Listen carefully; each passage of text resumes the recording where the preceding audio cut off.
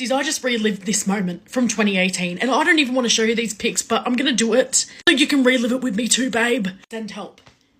Send help. I don't even want to talk about this one. Look at the lashes.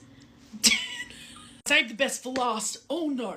You know, look, are they awful? Absolutely not. I was in a learning process, starting to play with colour. Today I'm going to compare 2018 makeup to 2023 makeup to show you how much it's all changed. And of course, if you haven't followed my Instagram, it's in my bio waiting for you. I'll have you over there as well. Click the little icon on my bio to take you straight to my IG. Right, you know the drill. Let's draw that big line down my face. It's botched. It's botched, but it's fine. I actually used primer in 2018, so we're just going to use the e.l.f. Powered Grip on the 2023 side because I cannot do my makeup without this. 2018, I discovered Estee Lauder Double Wear.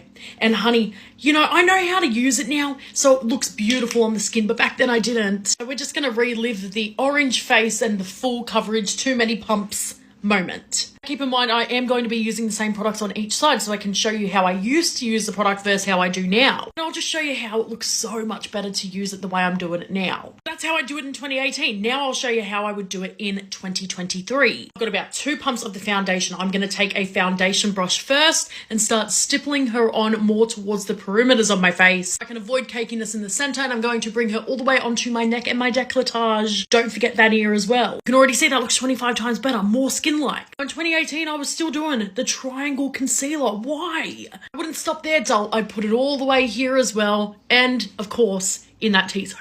Disclaimer, if you still do your makeup this way, please keep doing it. It just doesn't work for me anymore. That's a lot of concealer for just this tiny little beauty sponge, so give me a sec so I can blend her. This is a super full coverage concealer, and you can see too much of it. Now I look like I've got so many layers of foundation and concealer on. Whereas now, same concealer, I would add a dot here, and down in that T-zone and under the jawline. I would still use a beauty blender for this step. You can see because we left the center of the face without any foundation, it looks so nice and less cakey than this. It just looks like your skin, but better.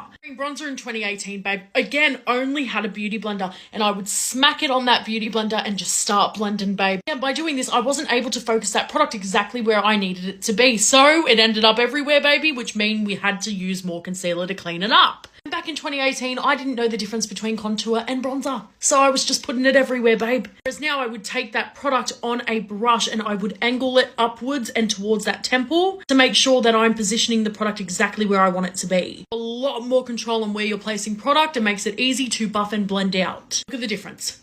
Lord, send help. Blush in 2018, I did have a rosy blush, and I would do one big stripe up my face and I would add a little bit on that temple. Whereas now I would just do one little line or use a brush to stipple it on. We know beauty blender's coming out to blend this. Go to part 2.